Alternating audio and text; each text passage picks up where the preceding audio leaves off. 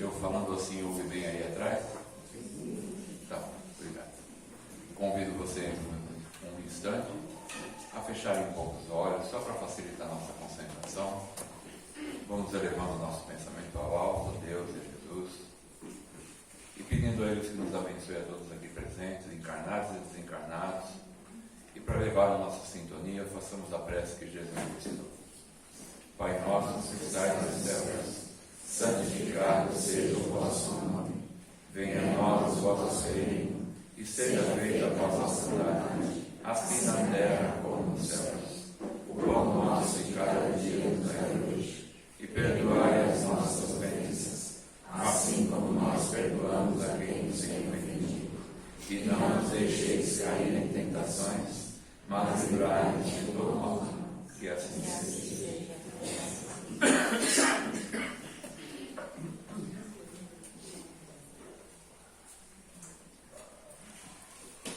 É a gripe que está pegando todo mundo aí. Pela segunda vez eu estou premiado. Bom, eu trouxe como tema de hoje um assunto que acredito que seja bem atual, aliás, sempre foi atual, né? Nenhum assunto espiritual fica para trás. Mas ele fala de um certo chamado que todos nós recebemos em algum momento da nossa vida, um chamado espiritual. Muitas vezes esse chamado acontece de forma mais severa, é como um chacoalhão que alguém nos dá ou que a vida nos dá. Isso normalmente, quando acontece dessa forma, é algum trauma que a gente atravessa, um acidente que a gente sofre, a perda de um ente querido, é um revés da vida muito forte e isso nos abala profundamente. E faz com que a gente dê aquela parada momentânea e pense a respeito da vida que nós estamos tendo, o caminho que nós estamos seguindo e nos valores que nós estamos agregando em torno de nós. Se esses valores são apenas materiais ou se nós estamos enxergando algo mais que precisa ser enxergado. Às vezes, esse chamado é ainda sutil, não é tão forte, tão agressivo, mas é um chamado bem sutil. A gente simplesmente percebe, vem à nossa mente a ideia de que temos que olhar para um outro lado, que não seja apenas o lado cotidiano, o lado físico da vida, com todos os nossos problemas, que já não são poucos, né? Mas a gente parar e prestar atenção em alguma coisa a mais e maior do que nós, para termos um apoio, um amparo. Então esses chamados sempre nos chegam em algum momento das nossas vidas, mas normalmente não é uma vez só. Às vezes ele chega, a gente não dá muita atenção, ele volta, e assim o tempo todo fica batendo a nossa porta. O que acontece normalmente é que a gente prefere nesses momentos virar os olhos para o outro lado, voltar a nossa atenção para as coisas mais comuns do nosso dia a dia. A última moda que está aí em voga, o último filme da Barbie que está passando no cinema, né? E, enfim, brincando, a gente está falando que de fato a gente perde o foco. A gente não dá muita atenção para esses chamados normalmente. E a gente prefere se perder no celular, no Facebook, no Instagram, que é mais interessante, mais rápido, mais corriqueiro, do que a gente parar e prestar atenção nas coisas nossas, particulares, a respeito do nosso crescimento espiritual. A respeito dessa passagem, ela é muito antiga, não é nenhuma novidade que a gente está falando, mas principalmente o que nós estamos falando é baseado no Evangelho do Cristo, na passagem do semeador, a parábola do semeador, onde Jesus diz mais ou menos assim: eis que um semeador saiu a semear, e jogando suas sementes, uma parte cai no solo e rapidamente vêm as aves do céu e as comem. Outra parte da semente cai em meio às rochas. Como lá tinha uma fina camada de terra, elas germinam, mas aí vem o sol, vem o calor, elas murcham e também morrem.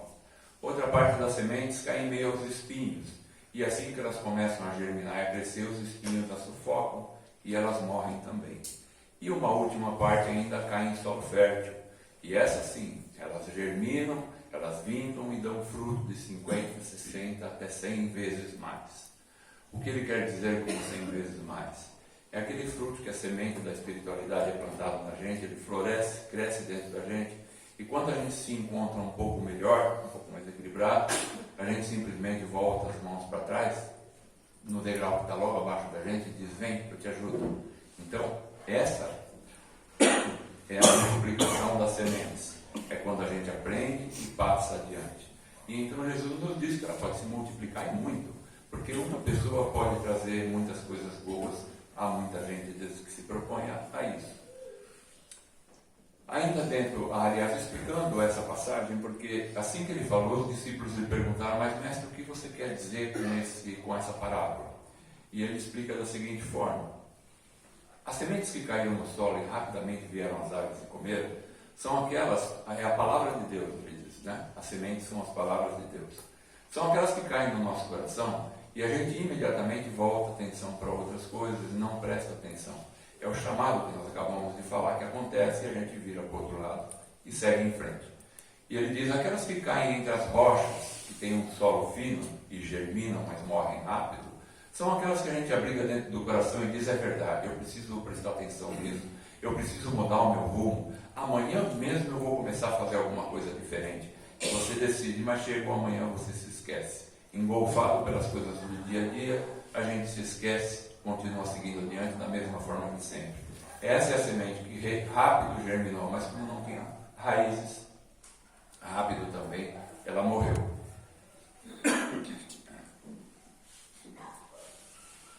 A outra parte das sementes que ele comenta é a que cai em meus espinheiros. É quando a gente toma aquela decisão e diz, é verdade, tem razão, eu preciso mudar a minha vida, eu preciso tomar um outro caminho, eu preciso fazer alguma coisa. E a gente decide realmente a fazer. Amanhã mesmo vou procurar um lugar e vou começar a me instruir e a fazer o possível para melhorar. E a gente, de fato, nós vamos nesse lugar, começamos com um grande empenho, com uma grande vontade, e aí começam a vir os boletos, os problemas e as coisas todas que vão acontecendo na vida da gente, que faz parte da vida da gente, né? Mas elas vão crescendo e vão nos engolfando, e quando a gente percebe, a gente está dizendo assim, não, hoje eu acho que eu não vou, porque, sabe, mas amanhã eu vou, só hoje que eu não vou, porque eu não estou bem, não estou disposto, e aí você não vai, e na semana seguinte você fala, mas é que hoje também, e você acaba não indo mais. Essa é a semente que germinou num solo relativamente bom, mas os espinhos da vida a engolfaram e sufocaram, e assim ela morreu também. E finalmente a última semente é aquela que cai no nosso coração e realmente acende uma luz, germina dentro de nós e faz com que a gente cresça e com que a gente tenha vontade de fazer o outro que está ao nosso lado crescer também. É quando a gente estende o convite de Deus àqueles que estão à nossa volta, fazendo aquilo que nos é possível. Se não é possível muito, então façamos pouco, mas sempre agindo de alguma forma. É estranho que a parábola começa assim, eis que um semeador saiu a semear. Ora, o que faria um semeador se não fosse semear? Mas o que Jesus quer dizer é que havia um semeador parado, mas ele decidiu se levantar e sair a semear. E a mesma coisa acontece com a gente, quando essa palavra de Deus, quando o ensino de Deus cai dentro do nosso coração, e a gente absorve isso tudo e começa a haver uma mudança dentro da gente, nós podemos simplesmente abrigar isso e ficar na nossa. Mas a gente também pode levantar e semear, quer dizer, partir para a ação de levar isso adiante, de ajudar aqueles que estão ao nosso lado. Dentro dessas coisas, nós temos hoje, ainda que essa parábola tenha mais de 2000 anos, e a gente pense, mas quais são os exemplos que nós temos hoje? Nós temos pessoas importantíssimas que passaram e que ainda estão juntos de nós, como por exemplo Chico Xavier, Divaldo Franco e tantos outros. Esses são os mais famosos, então é fácil, vem à mente com rapidez. Mas tem muitos outros, e tem alguns até que são anônimos e fazem um trabalho extraordinário. Então hoje o mundo está cheio de bons exemplos. Hoje nós temos muitos livros além do Evangelho. Nós temos livros psicografados, de importância capital, outros que não são psicografados, mas são muito importantes também, trazem ensinamentos maravilhosos dentro e fora dessa doutrina, mas de uma forma espiritualizada, altamente espiritualizada e produtiva. Então nós temos muitos exemplos. E até se a gente for procurar no lado da ciência, nós temos hoje exemplos grandiosos que a gente precisa parar e prestar atenção. Foi feito um levantamento, foi feita uma última pesquisa, e no mundo, os 7 países mais habitados do mundo, e o 7º é o Brasil nessa ordem, acontecem por dia 8.800 casos aproximadamente, né? Uma matemática que fizeram, acontecem aproximadamente 8.800 casos de EQM por dia, apenas em 7 países do mundo. O que é EQM? Acho que todo mundo sabe, mas se alguém não souber, a pessoa que morre no hospital e tal, e vem os médicos com todo aquele equipamento, com toda aquela química e fazem com que ele volte em minutos. Mas, olha um detalhe, 8.800 casos não são de pessoas que tiveram paradas cardiorrespiratórias e cerebrais, porque é uma morte para o coração, para o cérebro e para a respiração. Não são apenas de pessoas que tiveram essa parada, são de pessoas que tiveram essa parada e voltaram com histórias para contar, de onde estiveram, do que viram, do que presenciaram. Então é um número gritante, é um número tão grande, só em 7 países, que nós deveríamos nos debruçar sobre isso e estudar isso com muita boa vontade. Não para subtrair alguma coisa do que nós já sabemos, de forma alguma, mas para adicionar o que nós já sabemos, para fazer com que o nosso conhecimento cresça ainda mais dentro de bases que hoje são até científicas, e que a gente possa expandir os nossos horizontes e os nossos aprendizados. Então não nos falta exemplos, não nos falta fontes aonde buscar o nosso conhecimento, a nossa informação e o nosso crescimento. E em algum momento, a gente vendo tudo isso, ainda pode parar e pensar assim, poxa vida, mas ainda que eu decida fazer isso, ainda que eu me decida por esse caminho, eu tenho ainda que prestar atenção mais nisso, com tudo que eu estou passando na vida, com todas as dificuldades que eu já atravesso, eu ainda tenho mais isso com que me preocupar agora. E quando a gente pensa dessa forma, e é muito natural, não há aqui nenhuma cobrança nesse sentido, mas é muito natural que a gente pense assim, porque não é fácil estar aqui. Mas ainda que a gente pense nisso, a gente tem que pensar nas grandes pessoas que passaram por aqui e também tiveram problemas, alguns até maiores do que o nosso. E continuaram adiante, continuaram fazendo o seu trabalho, desenvolvendo o seu trabalho da forma que foi possível. Se não grande, um trabalho pequeno, mas desenvolvendo alguma coisa, ajudando o próximo de alguma forma. E como exemplo disso, nós temos o exemplo máximo, que é o próprio Jesus, que é o próprio Cristo, que nasceu em um meio, naquela época, em que não era pobre, era miserável. Nascer num estábulo é miserável. E ele nasceu dessa forma. Mais tarde teve uma vida humilde, porque seu pai tinha profissão, ele tinha profissão honrada, digna, e que tinha uma vida decente, mas era uma vida humilde, era vida de carpinteiro. Ainda assim, ele tocou adiante todo o seu projeto, fez tudo o que fez e, como paga, foi assassinado numa cruz. Então, pensa só, ele em momento nenhum culpou nenhum de nós. Pelo contrário, disse: Pai, perdoa-lhes, porque eles não sabem o que fazem. Ele fez o seu trabalho, não esperou reconhecimento algum, apenas fez a sua parte e partiu como deveria ser. E deixou um grande legado de conhecimento para todos nós.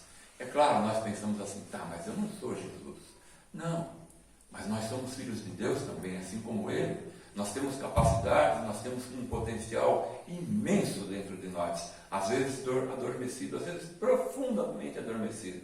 E precisamos desse chamado que eu falei no começo da existência, no começo da nossa preleção, esse chamado da existência para que a gente desperte essas nossas capacidades, essas nossas possibilidades e coloquemos isso a favor do próximo e também a favor de nós mesmos, do nosso próprio crescimento. E nesse caminho, nessa corrida pela vida, quando às vezes a gente achar que está pronto, que já aprendeu alguma lição, a vida é muito sábia, muito inteligente, e ela é um pouco perspicaz, porque quando a gente pensa assim, agora eu aprendi, essa lição aí eu aprendi, essa eu não caio mais, eu já sei como fazer. Quando a gente pensa dessa forma, a vida dá um tempinho para você esquecer. Aí quando você esquece, ela vem e pumba, põe aquilo na sua frente. E normalmente a gente tropeça e cai de novo. Se isso acontecer, jamais desanimemos. A gente tem que se levantar, nós temos que nos levantar tantas vezes quantas cairmos. É assim que é feita a vida, é assim que se processa o aprendizado humano, com erros, quedas, tentativas novamente e acertos. Então, dessa forma, há algo que diz uma música espetacular, que acho que todo mundo conhece, que diz assim, tente outra vez. É fantástico. Então, se a gente cair, tentemos outra vez, e outra, e tantas quantas necessárias, porque nós não vamos ficar pelo caminho. A trajetória humana hoje na face da Terra é como uma ponte sobre um rio. Ninguém fica morando em cima da ponte. É uma travessia, é uma passagem. E assim nos dizem os espíritos mais elevados. Eles dizem, nós viemos lá de baixo e vamos chegar na angelitude. Para isso estamos atravessando essa ponte, que é a forma humana, a presença humana hoje sobre a Terra, com todas as dificuldades que nós atravessamos.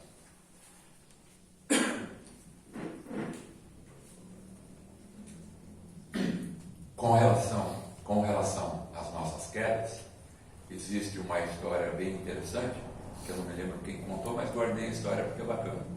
E ela diz mais ou menos assim: ando por uma rua, há um buraco fundo na calçada, eu não vejo e eu caio.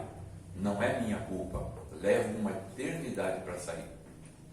Ando, segundo ato, ando pela mesma rua, há um buraco fundo na calçada, eu sei que ele está ali, eu o vi, ainda assim eu caio, é um hábito, é minha culpa, saio imediatamente.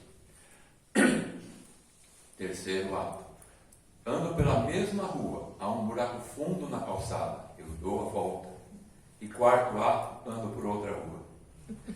É assim que se processa o aprendizado humano. É dessa forma. A gente está cada vez mais crescendo, aprendendo e entendendo melhor a vida, para fugir dos percalços que já são para nós comuns. Já aprendemos a lidar com eles. Mas quando a gente aprende com o pequeno, vem o grande. É sempre assim, é sempre um desafio.